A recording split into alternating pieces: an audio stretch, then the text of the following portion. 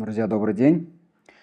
Так как наша специальность тесно связана с лор-патологиями, сегодня мы решили пригласить к себе на интервью известного оперирующего лор-врача Наиля Радиковича Галявина и ответить на многие вопросы, которые задают нам наши родители и взрослые пациенты. Здравствуйте. Здравствуйте. Здравствуйте.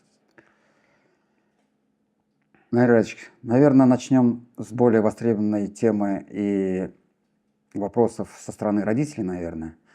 Когда к нам приходят юные пациенты, многие родители недоумевают, когда мы задаем вопрос, как ваш ребенок дышит, носом или ртом. И как это взаимосвязано?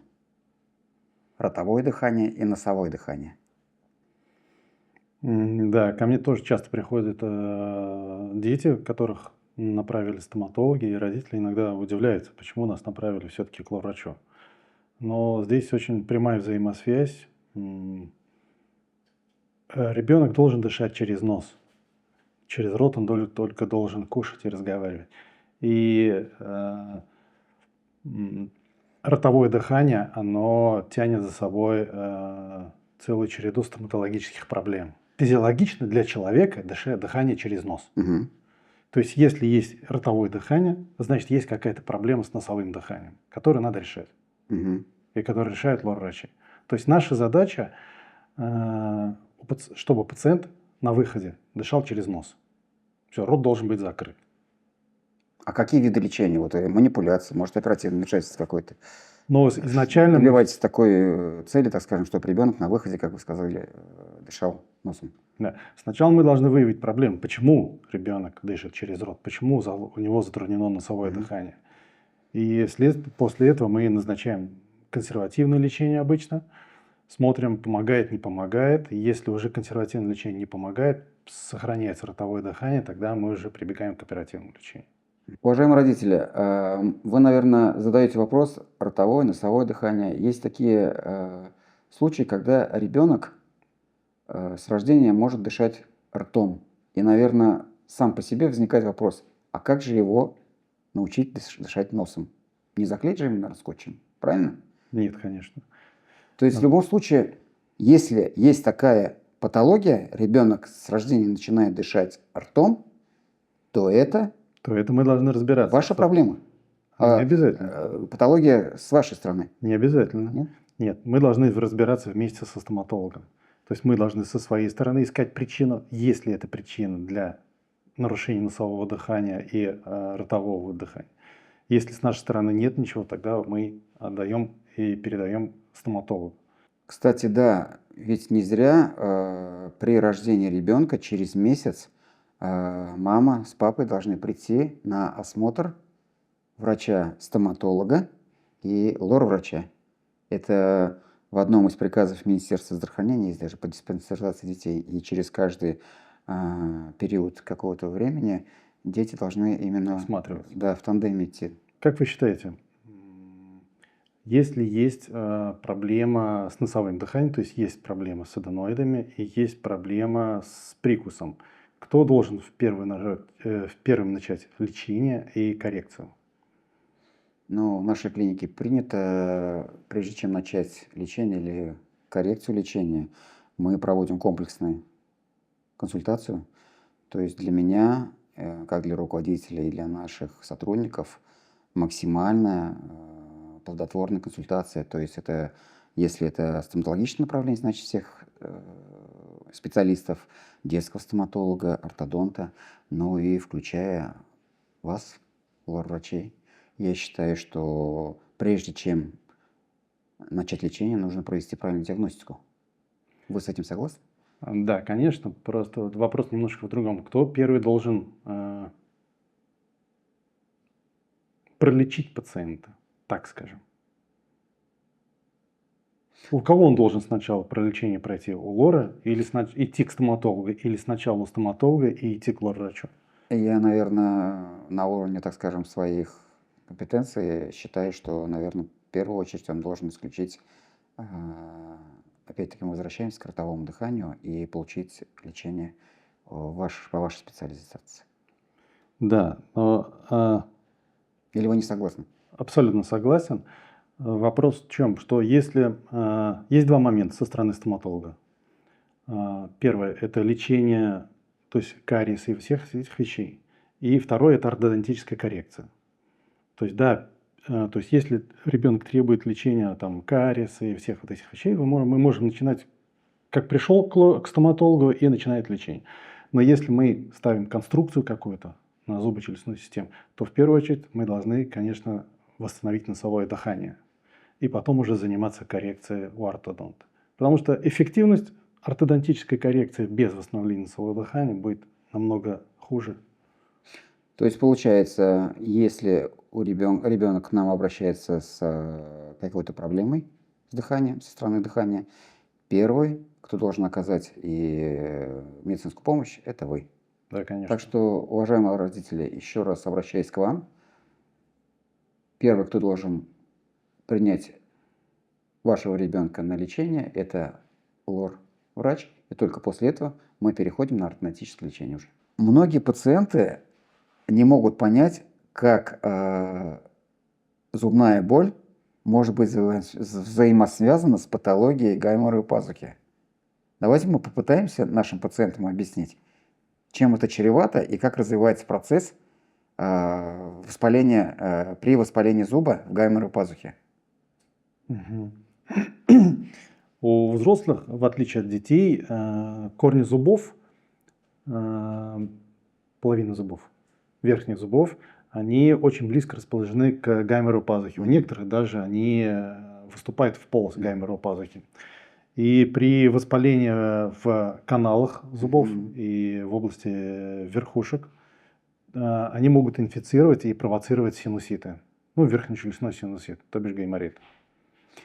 То есть, как я уже многим пациентам говорю, которые приходят с какими-то жалобами, обычно это бывает или пульсирующая боль, или припухлость, или, как я говорю еще своим пациентам, вы видите на десне белую точечку, это свищ называется, откуда идет сочиться гной. То есть, вот этот воспалительный процесс, который сформировался на верхушке корня, он может вызывать синуситы, полипы. Или как? Нет, только синуситы? Просто синуситы. Говорим про синуситы. Хронический гайморит? Это Может, есть это синусит. это синусит называется, да? Угу. И какие методы лечения при гайморитах? Только консервативные или тоже получается? Но обычно когда пациент приходит к нам с подозрением на синусит, если это просто риносинусит, мы не подозреваем, например, стоматологическую проблему, то есть мы просто лечим. Ее не нужно делать ни рентген, ничего. Но если у нас подозрение есть, что наш синусит связан как-то с патологией зубочелюстной системы, то есть всегда мы должны отправлять на компьютерную томографию околоносовых пазух. Обычно это делается конусно-лучевая компьютерная томография. И здесь уже мы, как лор-врачи, должны оценивать все верхние зубы, то есть корни всех зубов, в том числе. Те, которые находятся в районе контактируют с гайморовыми пазухами. А вот мне интересно ваше мнение услышать. Как вы считаете, если пациент ходит с хроническим очаговым инфекцией и этот зуб или канал нельзя перелечить после удаления или, возьмем, предположим, ладно, перелечивание канала, воспалительный процесс, он уходит сам по себе или нужно там проводить какие-то манипуляции, то есть в виде промывания или антибиотикотерапии назначать? Смотрите, если мы говорим про периапикальный периодонтит, да? То есть если есть со стороны гайморовой пазухи уже воспаление есть, то есть мы должны со своей стороны параллельно этот гайморит лечить. Мы должны с вами параллельно? Конечно. Или мы сначала должны убрать? Параллельно. Угу. Мы параллельно. У нас есть верхнечелюстной риносинусит бактериальный, мы его должны лечить. Вы со своей стороны должны зуб тоже лечить. А если зуб не поддается лечению, мы принимаем решение по своей специализации, то есть это или удаление с одномоментной имплантацией, или просто удаление, вычищение ломки, хирургический метод. И после этого, то есть мы убираем причину данной инфекции, Дальше он плавно переходит к вам, и вы уже заканчиваете лечение. Да, ну то есть мы вот начали лечение, вы со своей стороны проводите свои какие-то манипуляции, лечение, удаление или еще что-то. И мы должны смотреть, как наш синусит проходит или не проходит. Если наш синусит на фоне вашего лечения купировался, все, воспаления нет, все, дальше мы не трогаем. Мгм. Если он продолжается, не поддается консервативному лечению, тогда мы должны уже его оперировать. А если пациент после нашей, так скажем, консультации, где мы видим воспалительный процесс, синусит, оставляет это, ну, так как у нас многие пациенты говорят, на авось, не проводит никакого лечения, чем чревато данное заболевание в дальнейшем, если не проводить какие-то консервативные методы лечения? Он так и может ходить или нету с этим синуситом, или его обязательно Нет, лечить? синусит обязательно надо лечить. Бактериальный риносинусит, у него есть свои осложнения. А если вот на русском языке, как я вот своим пациентам объясняю, то есть я не говорю, что там абсцесс там, или еще непонятный моему языку, я говорю, у тебя на верхушке канала гной. Да? Гной – это субстанция, которая расплавляет костную ткань. Так ведь, насколько я понимаю, синусит – это тоже своего рода гной, та же самая субстанция, которая находится только в гайморовой пазухе. То есть то же самое воспаление может расплавлять верхнюю челюсть в области гайморовой пазухи, насколько я понимаю, правильно? Ну, не то чтобы расплавлять, но воспаление слизистой гайморовой пазухи происходит. Мгм. И если это воспаление не лечить, да, он может расплавлять кость и проходить в орбиту. С развитием орбитальных осложнений оно может уйти и в головной мозг. Друзья, мы не пугаем, Мотивирующих мы осложнений. максимально хотим дать вам информацию более понятным языком, чтобы вы прислушались к этому и приняли во внимание, то есть чем может быть чревато тот или иной хронический очаг воспаления. Да, то есть гнойный гайморит – это хорошее гнойное воспаление в голове, рядом с мозгами и рядом с глазами. Вот это надо понимать. От орбиты маленькая тоненькая косточка и также недалеко головной мозг. Очень часто бывает орбитальное осложнение, очень часто бывает внутричерепные осложнения, вплоть до менингитов и абсцессов головного мозга.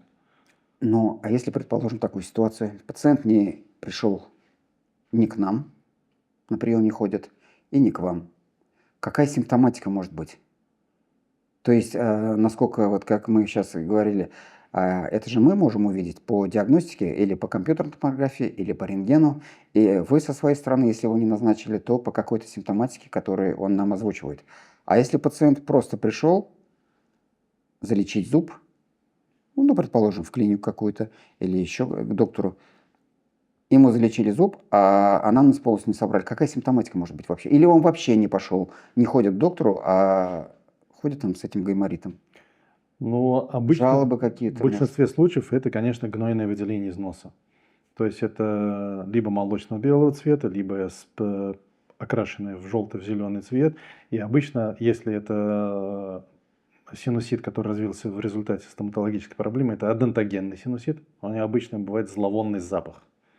То есть если у вас есть выделение из носа со зловонным запахом, то это, скорее всего, это именно адентогенный риносинусит, который требует скорейшего лечения. Могут быть также боли в области пазухи, головные боли могут быть. Многие пациенты, и мы знаем, почему это происходит, когда приходят на имплантацию в области верхней челюсти, наши имплантологи при убыли костной ткани проводят синус-лифтинг, то есть это поднятие мембраны гайморовой пазухи на определенную высоту для установки импланта. При данной манипуляции какая консультация с вами нужна и, так скажем, какие заболевания противопоказаны с вашей стороны для имплантации и для синус-лифтинга? Ну, первично стоматолог всегда делает компьютерную томографию и оценивает, должен оценить состояние верхнечелюстных пазух. И в том числе должен оценить состояние соустьев верхнечелюстной пазухи. Если верхнечелюстная пазуха чистая, воспалительных изменений нет, соустье проходимо, то консультация лор-врача не нужна. Если он видит какую-то патологию со стороны верхнечелюстных пазух, видит, что соустья закрыты, то нужна, конечно, консультация лор-врача. Смысл в чем? Что при синус-лифтинге стоматологи заходят в гайморовую пазуху и отслаивают, у них это называется шнейдерова мембрана, у нас это называется слизистая гайморовой пазухи. Когда слизистая отслаивается от кости, она всегда реагирует воспалением. Воспаление, то есть гайморит, после синус-лифтинга есть всегда абсолютно. Но не всегда он может перейти в гнойное воспаление. Обычное воспаление, которое идет после синус-лифтинга, оно само по себе проходит. Вот. А если уже это ушло в гнойное воспаление, то здесь возникает вопрос уже. Ну и еще один из вопросов наших пациентов, когда их отправляешь к лор-врачу, мы когда на компьютерной томографии видим воспалительные процессы в виде там синуситов и того же самого гайморита или полипов, хотя я не знаю, немногие врачи, стоматологи могут определить, синусит это или полип, можем ли мы делать имплантацию? Просто многие пациенты говорят, да что там, у меня же не болит, как всегда, у меня же зуб не болит, у меня же здесь гайморита нет, я нормально дышу, давайте установите мне имплант. Смотрите, если есть полипозный риносинусит, то лор-врач должен его хорошо пролечить. Консервативно, если есть необходимость, то оперативно пролечить. И только после этого мы решаем, то есть отдаем, возвращаем к стоматологу на синус-лифтинг или нет. Если мы говорим про кисты гайморовых пазух, то они не препятствуют синус-лифтингу ни в коем случае. Так что, уважаемые зрители, прежде чем пойти на имплантацию, нужно сделать правильную диагностику и подойти к этому вопросу комплексно для того, чтобы вы получили положительно отдаленный результат. И чтобы ваши импланты и зубы служили вам не 5-7-10 лет, а всю жизнь. Ну и, наверное, заключительный вопрос, он когда-то и меня касался, честно сказать, и, наверное, большинство мужчин, наверное, касается, а нет, наверное, больше женщин, наверное, потому что страдают больше от этого женщины. Мужчина не слышит, когда он спит, как он храпит. От чего это зависит? Скажите, пожалуйста. Ну, давайте, значит, ситуация какая, что храп это зло. Даже для храпящего. Когда человек храпит, и особенно если у него есть эпизоды апноэ, то он, во-первых, сам себя подбуживает, у него страдает фаза глубокого сна. Он не высыпается, человек. Когда у него апноэ, то есть это во время апноэ падает... Апноэ, что это такое? Остановки дыхания. Да, для наших... Это остановки дыхания во сне. То в это время человек не дышит. Бывает тяжелые апноэ, которых прям до минуты и больше идет остановка дыхания. То есть в это время падает концентрация кислорода в крови. Опять-таки, а мозг во сне должен насыщаться кислородом, отдыхать и восстанавливаться. И обычно храпящие люди, особенно именно с остановками апноэ, с остановками дыхания, они очень себя чувствуют даже в дневное время очень себя плохо. Ну, от чего они храпят, так скажем? Ну, храп – это очень такая сложная проблема. Много причин бывает храпа. Но в большинстве случаев это именно вибрация мягкого неба во сне. А правда то, что есть такой метод прижигания, что ли, вот этого мягкого неба? Многие, так скажем, мои коллеги и ваши коллеги, с кем мы общались, и мои знакомые спрашивают, как избавиться от храпа, и вот многие рекомендовали этот метод, какой-то прижигания, подрезания небных каких-то, говорят, занавесок, что ли, не знаю. Да, небная занавеска – это мягкое небо. Да, мягкое небо. Вот. Ну, помогает ли это, нет? Это очень сложная проблема, и на самом деле хирургия, она разнообразна, и сейчас новые методы хирургии уже применяются, разработаны и применяются. Но это вот не так, нельзя так сказать, что вот надо вот тебе, давай мы тебе отрежем там мягкое небо, и у тебя все будет прекрасно. Нет, это намного сложнее все. Храп-храп, есть еще остановки дыхания. В большинстве случаев, то, что я сказал, во время храпа это идет вибрация мягкого неба, Мгм. а именно остановки дыхания могут быть как из-за падения мягкого неба, так и из-за падения, например, корня языка. То есть это много разных вариантов. И лечение храпа, то есть оно именно такое многогранное, там и лор может присутствовать, и челюстно-лицевые хирурги участвовать в этих вещах. То есть такого определенного метода, одного метода или Универсального. панацеи какой-то, да, от данного, так скажем, от данной проблемы, но это же проблема, Это проблема. да, его не существует. Нет. Так же, как и вся медицина, она индивидуальна для каждого пациента. То, что можно сделать с вами, нельзя сделать, не принесет пользу другому пациенту. Правильно? Да. Ну и сегодня мы постарались разобрать максимально полезные вопросы, которые вы задавали нам. И этим самым хотим еще раз вам показать, что работа врача – это работа не одного врача, а тандема нескольких специалистов. Так же, как и в стоматологии, врач-имплантолог, врач-ортопед и врач-терапевт. Но мы не заканчиваем только стоматологией, мы идем дальше и двигаемся с нашими коллегами по лор-патологии. То есть все, что связано с областью головы, мы к этому подходим комплексно. И философия нашей клиники – это максимальная забота о пациенте, максимальная консультация и диагностика полости рта, и не только полости рта, а всей головы.